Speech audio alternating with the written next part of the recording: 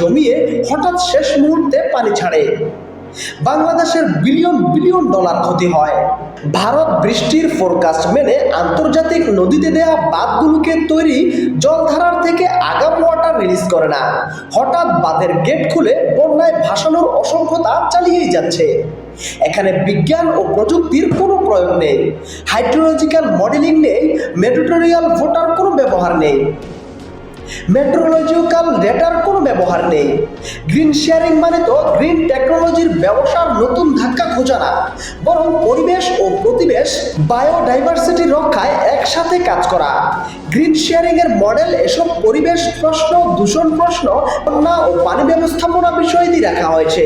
বাণিজ্য অর্থনীতি এমনিতেই চীন ও ভারত কেন্দ্রিক, আমদানি নির্ভর।